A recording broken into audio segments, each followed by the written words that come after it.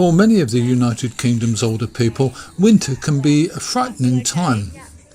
2.1 million older people in the UK live in poverty, and the current cost of living crisis is making their situation even worse. Some are simply having to decide whether to eat or turn on the heating, and the effects of either decision can lead to a cold or hunger-induced illness and death. Every winter, the National Pensioners Convention holds a demonstration based around this situation, and during the winter of 2023, it's more relevant than ever. During the winter of December 2020 to March 2021, there were around 63,000 excess deaths in the UK. That's the number of people who died more than those expected to die in a normal winter. After delaying announcing the figures for more than 2 months, the government has now brought forward last winter's excess deaths figure at 13,400, a figure that no one much believes.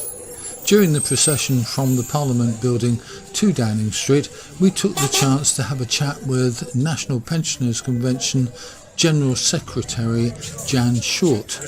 This is Jan Shortt of the National Pensioners Convention. You're the head honcho? Some people would think that, yes. The lady in the hot seat. You did an excellent speech. Thank you so much. Really worth listening to. Tell me a bit further about that, because the reality seems to be that we've got figures coming from the government that are all over the place, and figures which I probably believe from you. Yes, the first question, and we have written to Sir Ian Diamond, who is head honcho at the ONS, and asked the reason for the delay in the figures. This would normally take place in November. Yeah. They delayed them till the 8th of December. So we had already got an event organised, so we did it on the 8th of December. Anyway, much smaller event. And then delayed them again till today. And we think there's something suspect about that. It sounds like it. The fact that they also released, just 2 weeks ago, the whole of the figures for deaths in England and Wales at 137,000. We think that they were hoping that 13,000 would not be recognised. Well, I tell you what, one death is one too many. I think. And in a country that is one of the richest in the world, that cannot look after its older, vulnerable people, and the workers of this country should be ashamed. The final thing I want to ask you, in this country, you're right, we are one of the five richest countries in the world, aren't we?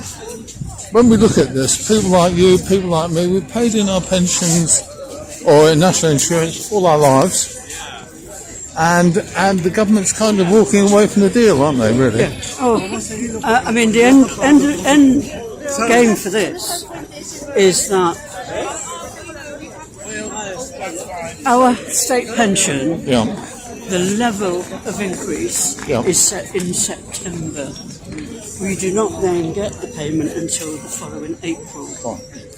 So if you look at September 2021, they set it at 3.1%. The very next week, inflation was 4.2%, and it's never stopped rising ever since. So pensioners were, over that year, lost around £2,500, which would have gone a long way to helping them pay their bills. With the 10% that comes in April, keep going. With the 10% that comes next April, we will be worse off again, because all of the, what goes up never comes down. No, exactly. And although inflation has gone down slightly, it's nothing that helps us. Food has gone up, energy is still going to be rising. And we want to know from the government what their plan and vision is.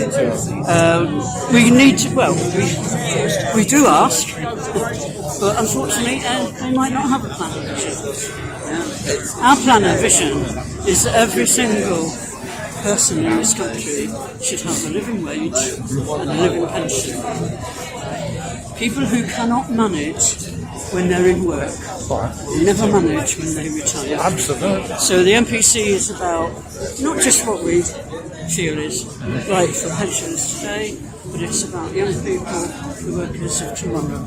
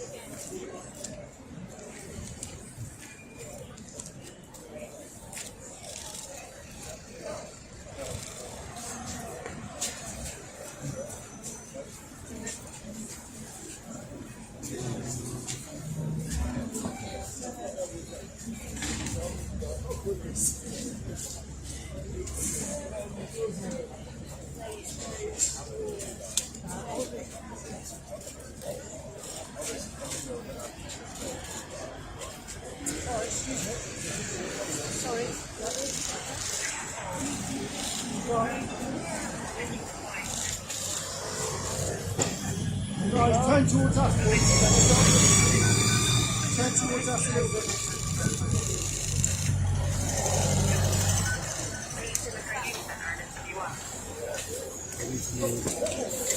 You all right, mate?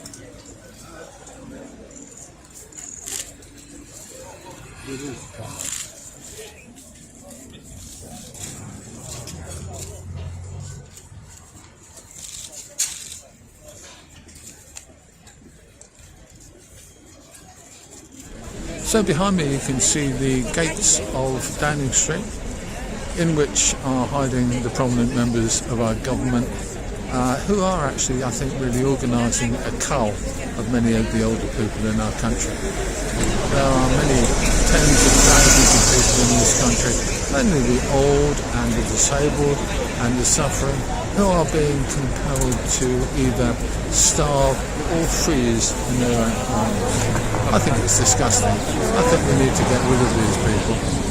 But there you go. We will get rid of them for the next election, but it would be nice to get rid of them before that.